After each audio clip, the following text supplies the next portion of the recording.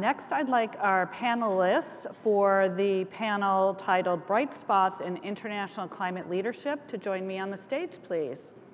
So Lieutenant Governor Mandela Barnes of Wisconsin and Patricia Fuller, Canada's Ambassador for Climate Change, and Rachel Kyte, Dean of the Fletcher School, Tufts University.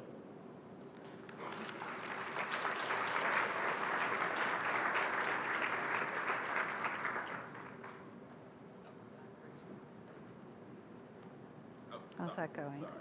You can go wherever you'd like. We'll fill in.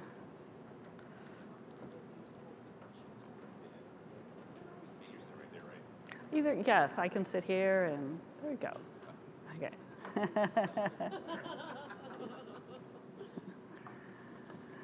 All right, all set. Thank you. Well, my background is in international environmental relations. So as a wonk in that area, if somebody asked me what would a dream dinner be with your guests, this would be it right here. So I'm terribly excited about this panel and speaking to all of you and hearing your thoughts about what's happening on the international stage from each of your perspectives. So first up will be Lieutenant Governor Mandela Barnes of Wisconsin. And it was a great honor for me to get to know Lieutenant Governor Barnes this past December in Madrid at COP26. He was a participant in the Climate Registry delegation of US subnationals attending COP, and he brought this great spirit and inspiring message to Madrid and was a very popular figure there and really added to the conversation and understanding of what was going on, especially in the heartland of the United States in terms of climate action at the subnational level. Lieutenant Governor Barnes, who at the age of 33 had already served in the Wisconsin State Assembly, and he's become a remarkable advocate for Wisconsin's ambitious climate goals. As a leader of the state's task force on climate, he's been convening a diverse coalition to make sure that more voices are heard on issues which affects everyone. Lieutenant Governor Barnes, nice to see you again. It is great to see you again, too. That was COP25. That was COP, oh, I did, yes. I hope to make it to 26. I think it was a Freudian slip that I'm talking about COP26. Oh, no, so I have to go now. Now so you have to go. You've all heard it right here. True. Yes. It's great to see you again, too. And I just want to thank you all for having me here today. I want to thank you for participating and having me be a part of this conversation. The work that we're doing, especially across Wisconsin, but all across the Midwest, and I've mentioned before, especially being here in Detroit, I think it's apropos that we think about how we transform the Rust Belt into the Green Belt, because there's just a world of opportunities. And earlier you talked about Michigan. Now Michigan, when she did the little map, she couldn't use two hands. There's an extra little piece. I want to make very clear that belongs to Wisconsin, but. And you try to take credit for all the lakes too. You mentioned Lake Superior, Lake Michigan. Those are our lakes also. And so, but it was a good point too about Superior and how that's warming up quicker than the rest of the Great Lakes. And what could be expanded on that is the fact that economies are going to pay the price as a result. We have trout streams in Wisconsin also that are warming up relatively fast, and that's a $1.6 billion industry in our state. Not to mention Lake Michigan's water levels are at record highs right now. So we do have a lot of work to do, but there are some amazing and exciting things going on that aren't just happening on the coast, aren't just happening on the East Coast or happening in California or Washington. And I'm proud of the goals that we do have. We understand what challenges we have to meet those goals, but we also understand what unique opportunities, because we don't have oil, we don't have coal, I don't think we have much natural gas in Wisconsin either. So the fact is, this is an opportunity for us to create an entirely new economy. And that's how I try to approach the conversation when I talk to people.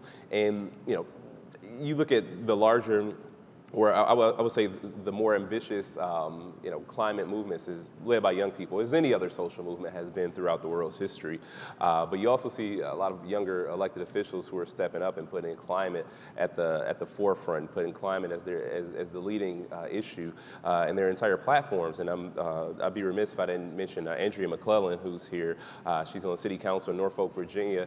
The two of us co-chair a working group of elected officials from the New Deal, which is developing exceptional American leaders. It's a cohort of elected officials, all levels, government, local, and state. And we are tasked with putting together a climate policy plan for elected officials at every level of government, so we can address this not just at the sub-national level. We can do this at city, county level as well, to make sure that we are doing all that we can do. And it's through that type of work that you get to have the best ideas. You get to see innovation that happens, and you think about things that you wouldn't necessarily think to address depending on where you live. And with our agriculture industry, I think there's a tremendous opportunity for us as well to look at other ways that we can generate energy, whether it's biodigestion, whether it's carbon sequestration. I mean, the world is wide open for a state like Wisconsin and many other Midwestern states. You look at Iowa, who's basically gone all in on wind, and they are providing an example of leadership because that is a Republican-controlled state, and there are conservatives who are willing to do the work. We just got to find them and get them to help influence the other ones across the country. But the governor in Wisconsin, when we were first elected, the very first words that came out of my mouth were, "We are bringing science back," and it was a very long night. And I've been sharing this story a little bit more because usually election results come in around 9 o'clock when the polls close at 8. So I had a drink at 9, and then 10 o'clock came. I had another drink. And 11 o'clock came. I had another drink. I started getting a little concerned. Midnight came. I had another drink. So by 1 a.m., when the results finally come in, I'm like, time to take the stage. I was like, okay, all right. And I just get on the stage in front of hundreds of people, and I was like, oh, we're bringing science back. And so that's kind of how I got involved in this work.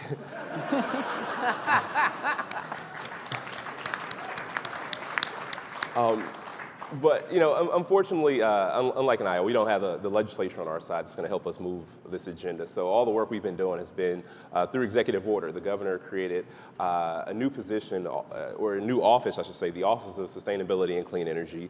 The governor also created a task force on climate change, which I have the opportunity to chair. And that task force, we bring together people from all walks of life, from all corners of our state, from many different professions, disciplines, and backgrounds, because we want to have all voices. And we want to make sure that impacted voices are at the table too. We have representation from our Native communities, we have utilities, we have students, we have higher education, the list goes on.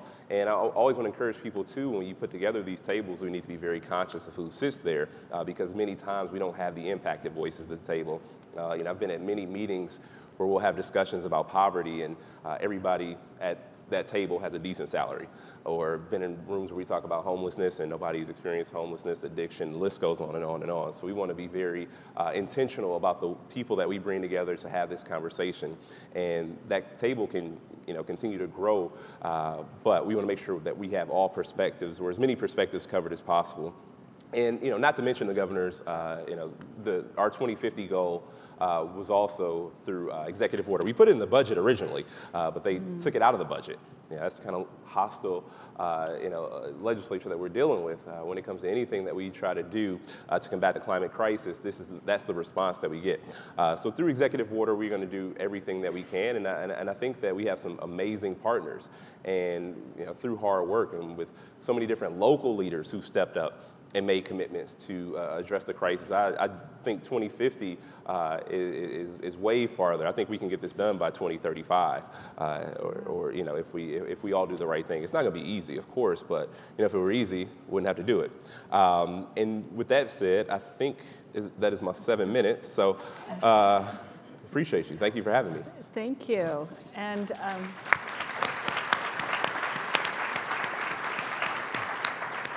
so we're going to have all the panelists speak and then open up the room to questions.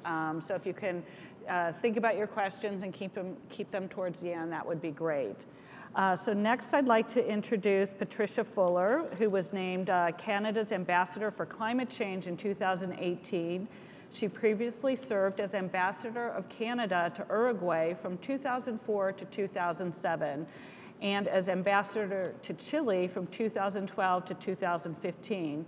Ambassador Fuller also attended COP25 and hopefully COP26, and spoke on the Registry's UN official side events about the importance of subnational climate leadership, along with representatives from Mexico and the US, including Lieutenant Governor Barnes.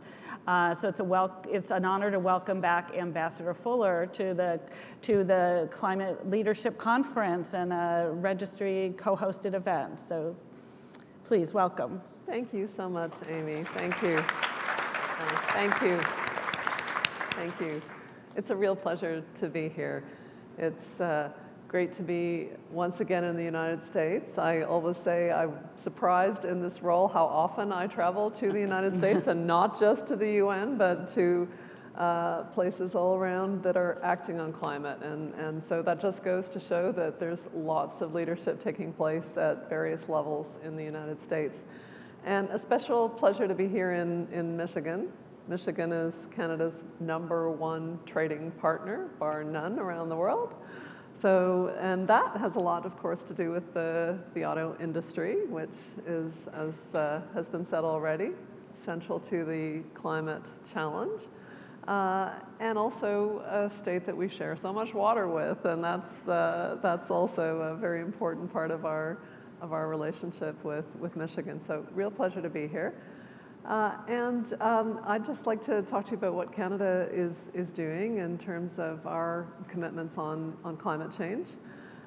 We certainly are committed fully to the Paris Agreement and committed to addressing what we see as an existential threat, but also committed to what is an opportunity in terms of the economic transformation that needs to take place to meet the climate challenge. We have a lot of clean tech talent and innovation taking place in Canada, a lot of trade with the United States in the clean tech sector, so lots of bright spots there. And we are, of course, committed to the science, and the science says we have to be at net zero by 2050. So Canada has joined the 120 countries that have made that commitment to net zero emissions. Last November, we stated that we would meet net zero emissions by 2050, and also that we will exceed the target that we've set for 2030. So let me tell you a little bit about where we are in that work, because targets are one thing, but actions are another. And for the 2030 target, we put in place in 2016 the Pan-Canadian Framework on Clean Growth and Climate Change, which was an exercise involving work with all of the provinces and territories, Indigenous peoples, businesses, non-governmental organizations, and really all Canadians to put together that framework, which has carbon pricing as a central pillar of it. And that is now in place across Canada, a mix of systems, in some cases provincial and in other cases federal. But also a range of other measures, some 50 other measures, including regulating the phase out of coal, including regulating reduction of methane emissions, and including investments in electric vehicle recharging and clean tech and public transit and a whole host of other measures that at this point we estimate will get us most of the way to our 2030 target. But to fill the remaining, we have recently announced some new measures, more action on electric vehicles, more action on public transit, and importantly, nature-based solutions. And I think this is an area of great interest in Canada, in the United States, and around the world, where there's really a growing recognition that to meet the climate challenge, we also have to restore and protect nature. And to meet the biodiversity crisis, we of course have to meet the climate challenge. So our nature-based solutions commitment includes the planting of 2 billion trees over 10 years, as well as restoration of wetlands and other actions that can absorb carbon and build resilience to climate change. So those are some of the things we've added to the Pan-Canadian framework. And now turning to the work around the net zero emissions target. This is a big project, big challenge. The Prime Minister, in addressing this just last week, said this will take all levels of government working together, businesses, Indigenous peoples, and really all Canadians to come together to develop this plan and these pathways to net zero emissions. We're really encouraged by the number of businesses that have made this commitment, including in the oil and gas sector. We've got Cenovus, CNRL, MEG Energy, just to name a couple that have made the commitment to net zero emissions, as well as global companies in other sectors. So this is a wave that is coming, and we're beginning that work to find those credible pathways to that goal. Part of this also is our commitment to support global ambition, and that's where we are working through, of course, the Paris Agreement, but also a series of alliances and coalitions that seek to support the full and effective implementation of the Paris Agreement. So the Powering Past Coal Alliance that we lead with the United Kingdom, and which now includes 97 members worldwide, including a number of US states, a couple that were with us right from the start, and a number of US cities. And this is really turning the tide on coal and on the need to phase out coal-fired electricity worldwide. Another example would be the Global Commission on Adaptation, where again we have as part of the convening membership members from the United States. And there we have a number of action tracks we're pursuing this year, leading up to a summit in October in The Hague. Canada's pleased to be leading the Nature-Based Solutions Action Track with Mexico. And then a third one I'll mention in terms of alliances is the North American Climate Leadership Dialogue with Mexico and the U.S. Climate Alliance states. And that's an engagement that's very positive and very important to Canada. So we're committed to continuing to work with all of our partners in the United States. Again, thank you very much for having me here at this conference. It's a pleasure to be here.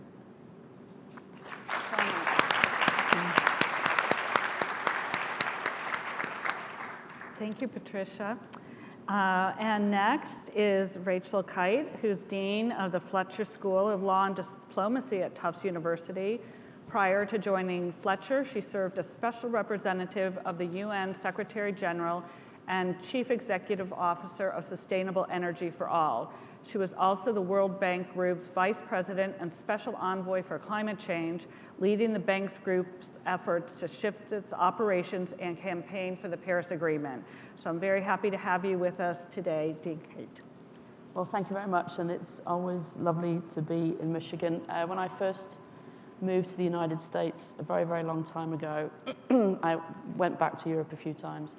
The very first business trip, I was living in New York. The very first business trip I made was to Michigan to a conference at MSU on sustainability, and I remember staying in a hotel sort of on the edge of campus, and I'd never been west of New York City and didn't quite know what to expect, and checked into my room and went downstairs.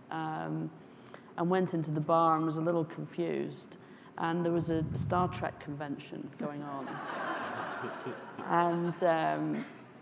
And I was like, And I said, well, I just want to have a drink and something to eat. And they're like, you can come in if you won't laugh at us. And I just thought that was very sweet. So anyway, that was my first experience here. So glad to be back. I think we're at a critical point, and that's why this conference and this year is so important, which is that we have to be smart enough as the people who know, right? The question our kids will ask us and our grandkids will ask us is, what did you do when you knew, right? So we know. And so we have to be able to hold two things in our minds at the same time. We have to hold this idea that we will decarbonize the economy before 2050. And we have to also at the same, which is the marathon, right? And we have to hold in our minds the sprint, which is that before 2030, we have to have done enough to bend the curve. Bend the curve of emissions, bend the curve of quality of air so that people can continue to breathe in the fast urbanizing cities of the world, do enough to be able to invest in the resilience of small rural communities and big urban communities around the world, and do enough that we can buy ourselves the time to sort out the really difficult last remaining pieces of decarbonisation. And we've got 10 years because the science now tells us that we don't have as much time as we thought we did, even in Paris. Paris was only 5 years ago. It feels a lifetime ago because of the updating of the science and because we're already starting to see the implications of the feedback loops and the tipping points in the natural systems. And so, here we are in the Northern Hemisphere. If we don't bend the curve in the next 10 years, if the Arctic continues to deteriorate at the rate in which it is at the moment, if that feedback loop, that the deterioration of the Arctic continues to show us, if that continues, then we lose control of the planet's climate systems. And then really we get into territory we don't want to be in. So for the business leaders here, the good news is that we're seeing more and more companies coming up with science-based targets, more and more companies in every sector of the economy showing leadership. So zero net commitments by 2050, mirroring the countries that are coming out with these commitments. I think actually what's interesting about the business commitments is that they often have steps in them.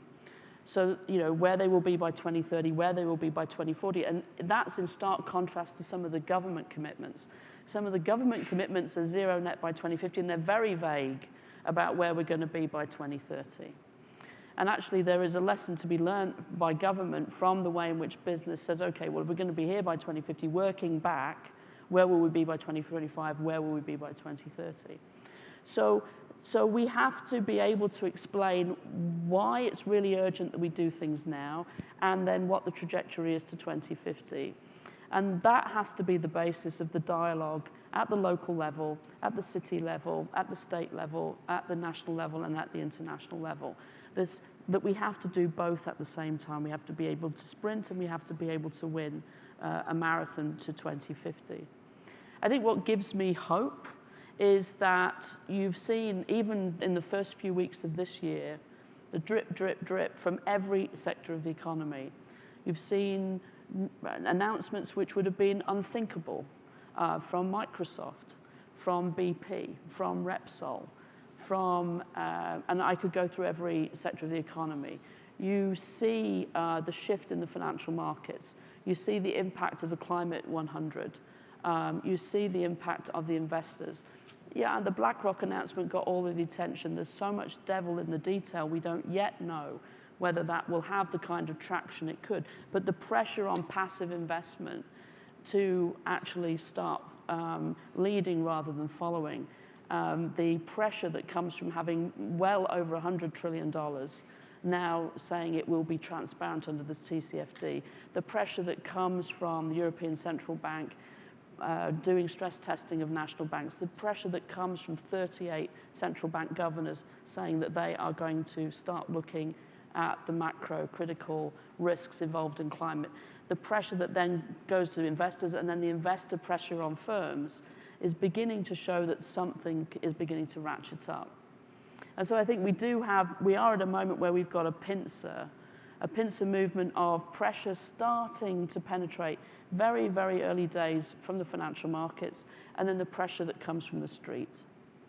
And so when I sit with CEOs and with business leaders around the world, what they're telling me, and I think that would be echoed in this room from the conversations I've had today, is that, Thanksgiving, Christmas, Passover, it's difficult when your nephew or your niece or your daughter or your son says to you, and so what did you do? Right? That's difficult. It's having an impact. And then having to take the investor call and trying to explain what the pathway is. Now, we are not at speed and we are not at scale. And obviously, if state, national, international, governmental and intergovernmental processes were all lined up, we could go at greater speed and scale. So I just want to take my hat off to all of the local leaders in the room today that have kept America in the global conversation, because we have got very hard conversations that we're going to have in the next 10 years. And they will have to be collaborative and they will have to be international and cooperative. But where I think businesses can continue to make the difference is in the constant drumbeat of the story of what could be done. What could be done if the investment was there? What could be done if the public-private dialogue was there? And not just about phasing out of coal and not just about stopping doing stupid stuff, but about the extraordinary amount of investment we need in the green economy right now. If we're going to build green hydrogen and blue hydrogen economies, which are entirely technically possible and entirely affordable, we need to do it now, not in 10 years' time.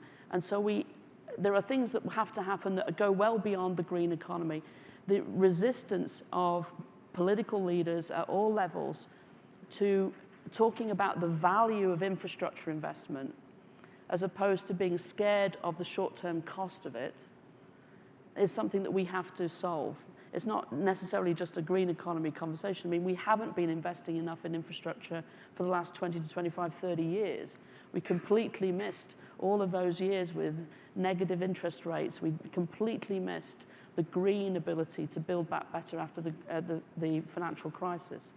So these are profound conversations about the value we put in the economy, investing in infrastructure, and that's where I think the business voice can be so important, because we're going to have to help local leaders stand up and talk about the value of investments that will be realized in time, maybe not tomorrow, but it's the value in them which is so much more important than the short-term cost. Maybe I'll stop there. Thank you.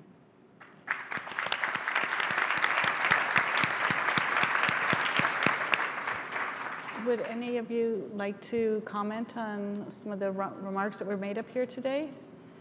I mean, I would say first that, the moment has always been urgent, but the fact that there's been so much inaction at the federal level, and not even inaction, in many cases just rolling back protections and making things far worse than they should be, it puts the responsibility on states. And luckily, fortunately, there are so many states who stepped up and answered the call for leadership. And I mean, in the 25 states that represent the U.S. Climate Alliance, these states are led by both Democrats and Republicans, and these are states that represent 55% of the United States population.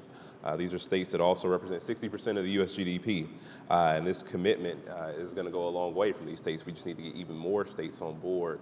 Unfortunately, we have to do it this way. I would love the opportunity to have the participation of the federal government in this work, but we don't have it, and we just kind of have to do what we have to do. But I can say between 2005 and 17, Alliance member states have reduced their collective emissions by 16%, compared to only 7% from non-member states. So there are a lot of things for us to be encouraged by. It's a lot, in the face of such opposition and in the face of all this frustration, some people are doing the right thing. But it's doing this so you get the ball rolling. I do truly believe in the snowball effect. Ironically, given the fact that we're talking about climate change and things warming up, I do believe in the snowball effect that the more momentum, the more action you do see with these member states and states that are making commitments, more will naturally have to come on board. We'll get to a tipping point where it'll just be unsustainable to continue fossil fuel exploration.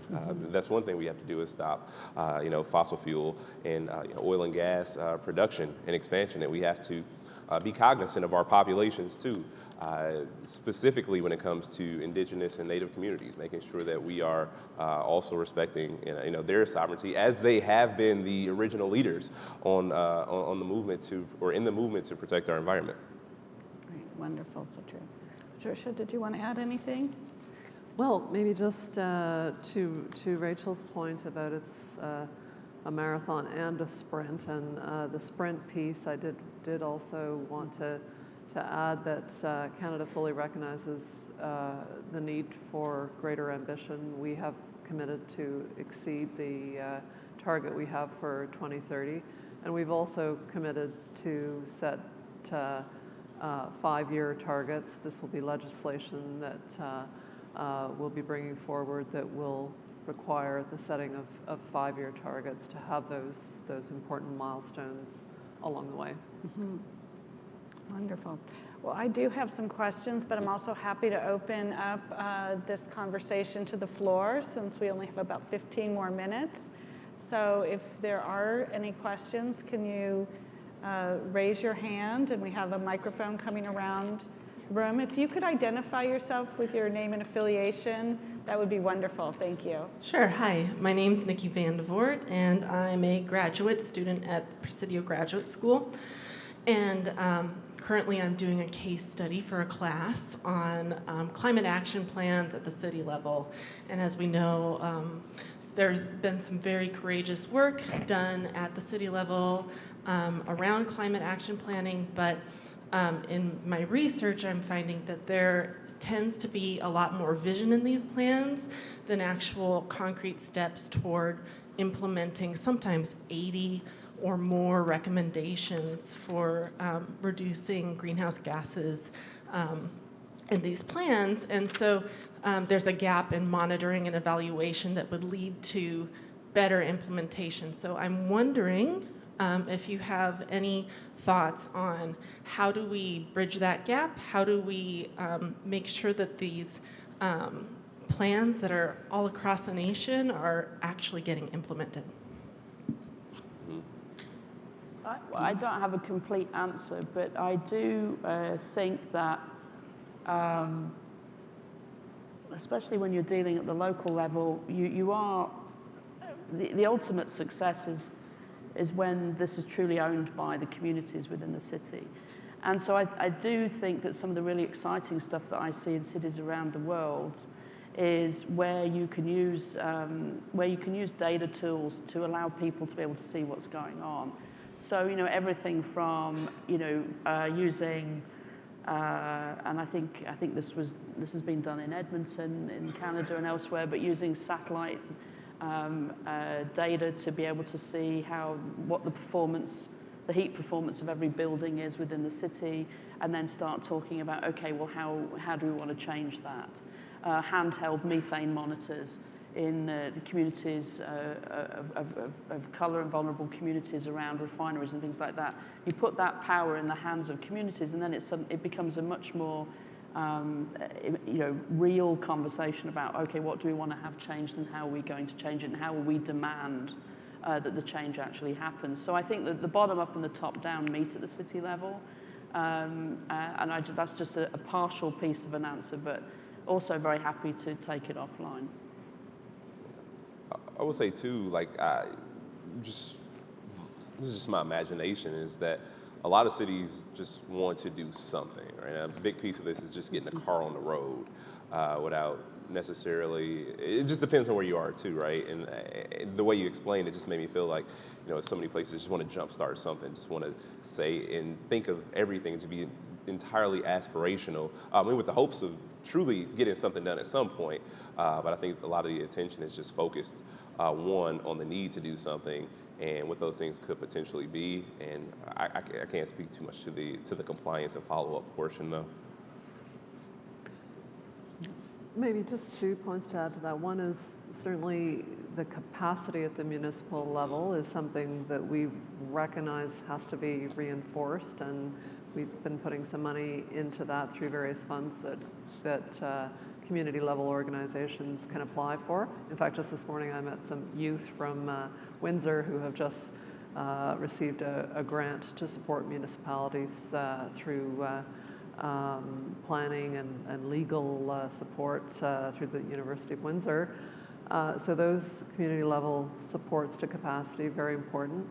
Also, I think it's the type of target. I mean, the emission reduction target, certainly there's a lag in the data, it's hard, but we need to use targets like 90% emission-free electricity in Canada's case by 2030, and we're on track to meet that. Targets around 100% of EV sales by a certain year, in Canada's case 2040. So those sort of more targets that are easier for people to see and measure progress towards, I think are an important part of this as well. Wonderful, thank you. Any other questions? Over here, gentleman. There's one in the middle. Blue shirt, it looks like. Thank you. How important is it to work to reestablish trusts in public and private institutions for climate leadership? I think it's very important, but the easiest way, I guess, to establish that trust is just to do the work. A lot of people, hear promises all the time from businesses and from politicians. But one thing that just can't be denied is that if the work is actually being done. Yeah, I think it's fundamental, and I think there's a very important role for business here. It's very confusing, right? Companies are coming out, and let's assume goodwill, right? So people are coming out and saying, oh, we'll have this target by here, we'll have that target by there. I mean, and if you look individual sectors, so if you just look within the oil and gas sector, or if you look just within the electricity sector, each company sort of frames it the way that, they're comfortable framing it. And then, as the consumer, you're trying to work out how to compare apples to apples, whatever. So there's a lot of organizations, many of them in the room, that help rank and help you understand which company is actually committing to do something materially important by which timeline. CDP do a fantastic job, and others in the room as well. But it is confusing. And then you've got this conversation around which are the ESG factors which really are material and really should be understood, and then what should the financial sector really be looking for. So it's a soup, okay. Within all of that, some coming together, I think, will be essential. But what's also important is, every time you pass your words, every time you say you're going to do one thing and you spend your lobbying money doing another, you will simply crater the sure foundation that you will need to stand on. And I think that what's been promising to me in the last few months is that you're starting to see companies build a coherence within their program going forward. So yes, we're going to set a target. Yes, it's going to be science-based. No, we're not going to be lobbying anymore on the wrong side of the discussion. Yes, we're going to pull out of an industry association if it doesn't align and meet our... So you're starting to see more and more coherence. And I think, frankly, that's going to be absolutely essential going forward. And businesses are going to need people to trust them as well, right? I mean, that's where you cannot recruit. The students at Fletcher, the students at Tufts, they don't want to work for companies that don't have their values aligned with where they want to build their careers. And so, this is the time to start building back the trust. Wonderful. Thank you. And the questions right here? Hi, Agnes Nada from Exelon. So just building on that, you guys have all mentioned that there is a sort of momentum that you can see on the business side of things, on the financial institution side of things. what are, from your perspectives, some of the things that you still identify as gaps that need to be immediately addressed, like within the next few years, just to sort of avoid getting to those tipping points? And also, from a more adaptation perspective, what are some of the things that still need to be addressed? I got one. You going first? You go first. You're the elected official. Diversifying this work. I think that's probably the biggest thing. Communities of color, lower income communities are the most impacted by climate change. And no offense to this room, but look around. Yeah. And I think that is something that we need to all work more diligently to do, to bring more people, again, into this conversation. Because I mentioned lower income communities because it's important.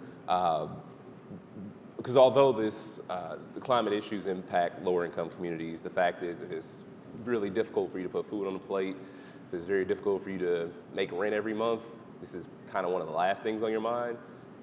You're not going to be too much concerned about environmental issues, even though they are disproportionately impacting your life. However, it's important for us to do more work, reach outside of our comfort zones, and get people engaged. And I think that's the biggest gap that we have right now in this work. Yeah, I mean, so let's take sort of a totally different example just to build on that point.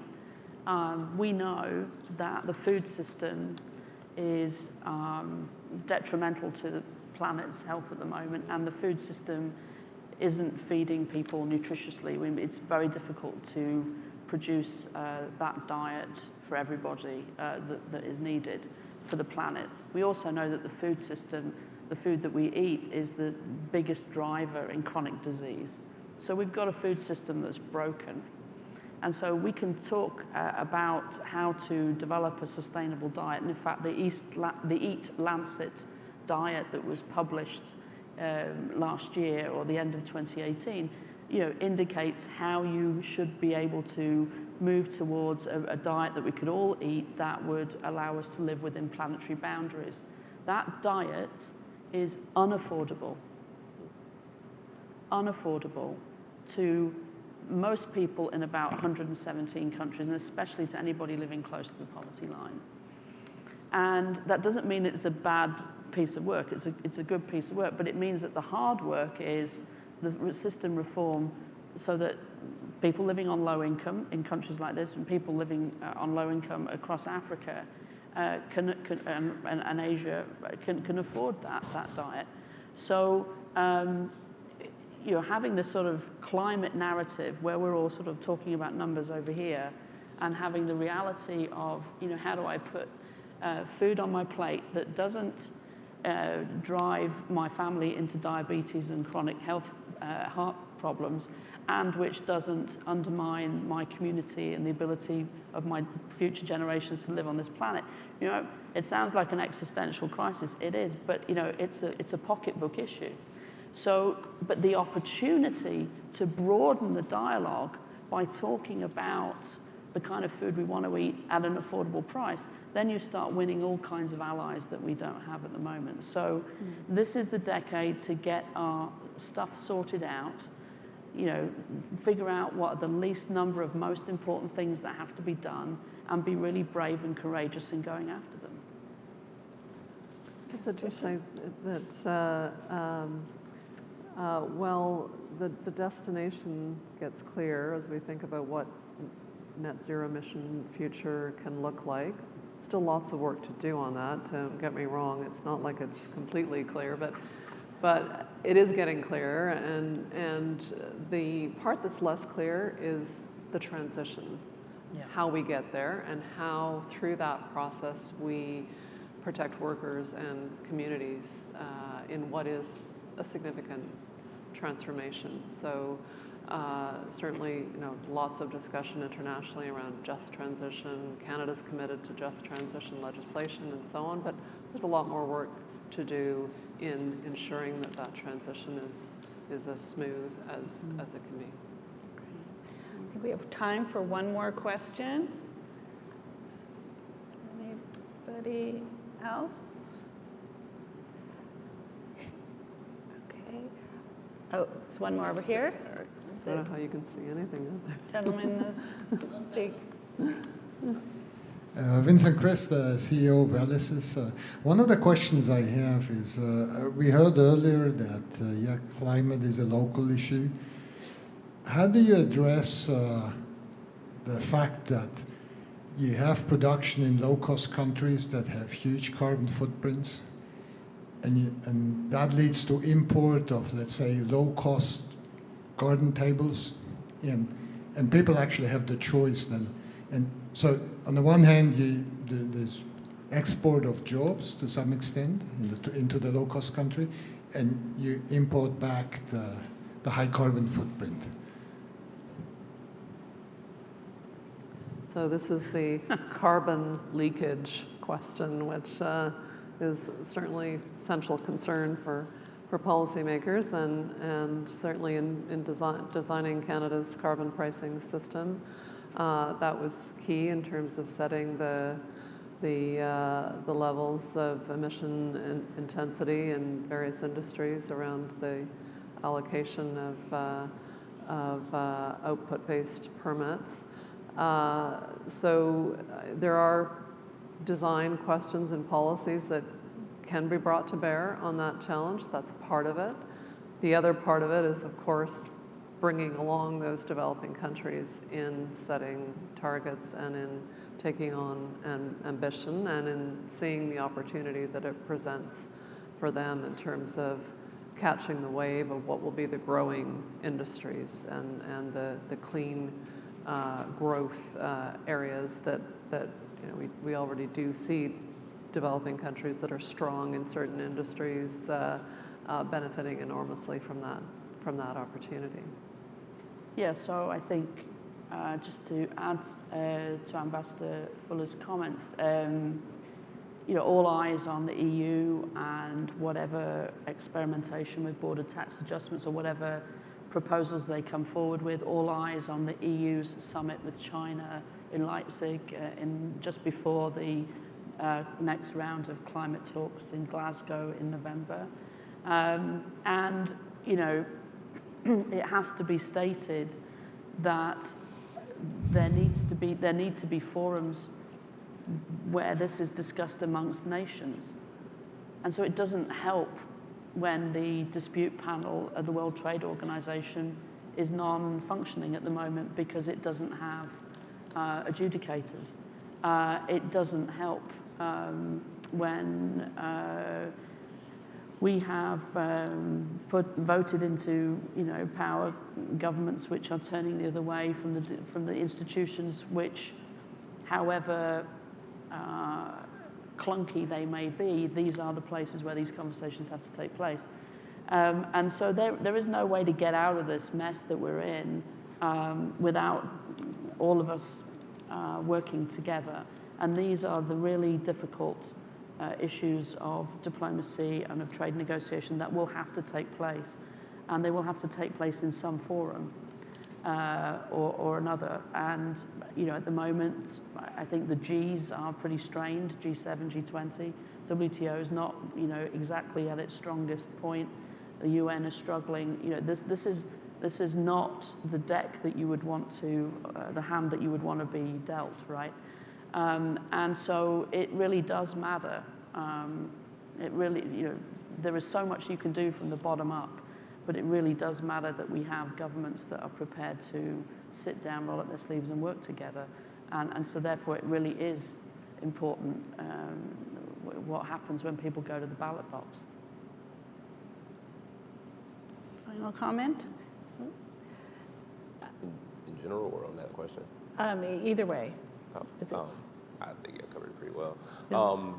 No, I just want to thank you for the opportunity. Thank you for having us here. There's still just so much more important work to be done, and it's easy. And I can talk too about being at COP25. There was a real frustration with not just the United States, but larger nations who could and should step up and do way more than they committed to. And regardless, like I said before, the inaction of federal government, regardless of the setbacks that we are continuously being dealt, there are still great things happening. And even in my state, in lieu of our state legislature, we are there in a position to be able to support local government. I don't have the exact percentage, but it's fairly similar to the U.S. Climate Alliance states representing 55% of the population, 60% of U.S. GDP. It's sort of similar when it comes to cities and counties in my state. And those that have stepped up to make that commitment, and we have to work with them to make sure that we get it done. So please don't lose the faith is the point I want to leave you with, and we're going to continue just to do the right thing. I mean, it's not like something that's unlike anything we've ever been through before. There have always been times like this where people have been called to act in the face of inaction. That's the thing that we do have going for us. And we see so many people, especially young folks, who are getting out here, who are doing everything they can do, who are committing themselves to this movement. We should all feel very encouraged, knowing and not relying on them to get it done, but knowing that they are as passionate as they are about it, because it signals that the next generation is prepared to finish what we may not be able to. That's a wonderful way to end this, and I think the takeaway of this super panel is to realize that there are avenues to move forward and to address this climate crisis, and three things that I heard today that are absolutes for what needs to be done on a very large scale, but is for institutions to employ target setting, to identify transformative solutions and effective pathways to get to those solutions, and to coordinate and communicate and work with disadvantaged communities to implement these solutions. So thank you, panelists. I appreciate you so much for being here.